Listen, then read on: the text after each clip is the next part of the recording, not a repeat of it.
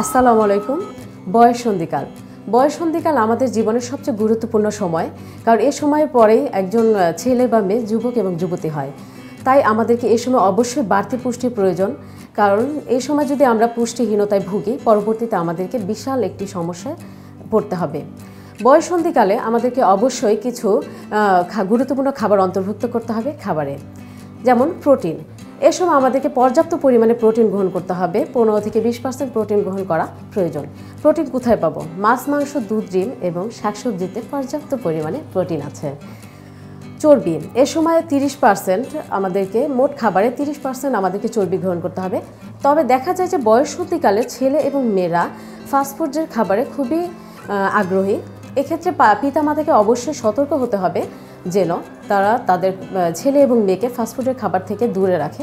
হ্যাঁ, খাওয়া যেতে পারে, তবে কিছুটা। ক্যালসিয়াম, প্রতিদিন প্রায় 1500 কিলো ক্যালোরি ক্যালসিয়াম আমাদের গ্রহণ করতে হবে। ক্যালসিয়াম আমরা কোথায় পাবো?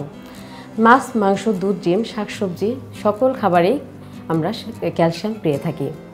জিঙ্ক, এ সময় আমাদেরকে অবশ্যই জিঙ্ক গ্রহণ করতে হবে, যেহেতু এই সময় বাড়ন্ত বয়স এবং ছেলে মেয়েদের কিছু শারীরিক মানসিক পরিবর্তন এই সময় দেখা দেয়। তাই আমাদেরকে অবশ্যই জিঙ্ক গ্রহণ করতে হবে। এছাড়াও চর্মরোগ ছাড়াও আরও আমাদের বিষণ্ণতা দূর করতেও জিঙ্ক প্রয়োজন। আয়রন, এ সময় আমাদেরকে পর্যাপ্ত পরিমাণ আয়রন গ্রহণ করতে হবে, কারণ একটা ছেলে এবং মেয়ে শারীরিক মানসিকতার সাথে সাথেও তাদের বাড়ন্ত যে বৃদ্ধি দরকার, তার জন্য আমাদেরকে অবশ্যই আয়রন গ্রহণ করতে হবে। আয়রন আমরা কোথায় পাবো? আয়রন শুটকি মাছ, শাকসবজি, পালং শাক পর্যাপ্ত পরিমাণে আমরা আয়রন পেয়ে থাকি। ক্যালোরি, অবশ্যই একটা মেয়েকে 2200 কিলো ক্যালোরি গ্রহণ করতে হবে এবং একটি ছেলেকে 2500 থেকে 3000 কিলো ক্যালোরি গ্রহণ করা উচিত। এ সময় পর্যাপ্ত পরিমাণে আঁশ জাতীয় খাদ্য গ্রহণ করতে হবে। প্রায় 25 থেকে 30% আঁশ জাতীয় খাদ্য গ্রহণ করা প্রয়োজন, তবে তা জটিল শর্করা হলে ভালো হয়। বিশ্ব স্বাস্থ্য সংস্থা বয়ঃসন্ধিকালীন খাদ্যাভ্যাস কেমন হওয়া উচিত সে ব্যাপারে কিছুটা দিক নির্দেশনা দিয়েছে। বয়ঃসন্ধিকালে আমাদেরকে এ সময় অবশ্যই আঁশ জাতীয় খাদ্য গ্রহণ করার পরামর্শ দিয়েছে বিশ্ব স্বাস্থ্য সংস্থা। এছাড়া ফাস্টফুড খাবার সম্পূর্ণ বর্জন করতে বলেছে। ক্যালসিয়াম, এ সময় আমাদেরকে ক্যালসিয়াম গ্রহণ করতে বলেছে বিশ্ব স্বাস্থ্য সংস্থা।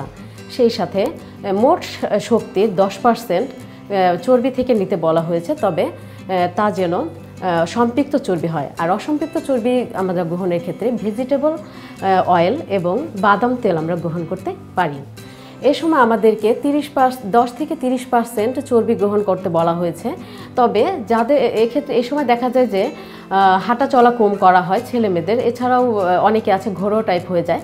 তাই অবশ্যই সেক্ষেত্রে আমাদেরকে লক্ষ্য রাখতে হবে, কারণ অবেজ পারসন হলে ডায়াবেটিস এবং হাইপারটেনশন ছাড়া আরও নানা রোগে আক্রান্ত হওয়ার সম্ভাবনা থাকে। এ সময় আমাদেরকে পর্যাপ্ত পরিমাণে পানি গ্রহণ করতে হবে, কারণ পানি গ্রহণ না করলে ত্বকের মলিনতা চলে আসে, ত্বক উজ্জ্বল হয় না, ব্রণের প্রকোপ দেখা দেয়।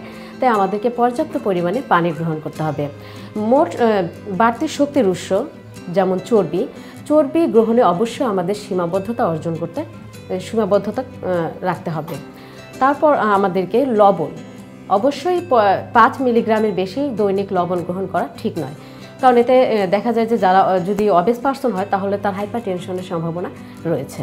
অবশ্যই আমাদেরকে এ সমস্ত খাবার গ্রহণ করতে হবে এবং আমাদের বয়ঃসন্ধিকালীন ছেলে মেয়েদের দিকে লক্ষ্য রাখতে হবে, কারণ মনে রাখতে হবে যে এ সময় একটি ছেলে বা মেয়ের শারীরিক মানসিকতার সাথে সাথে সামাজিক এবং বুদ্ধিগত বিকাশ হয়।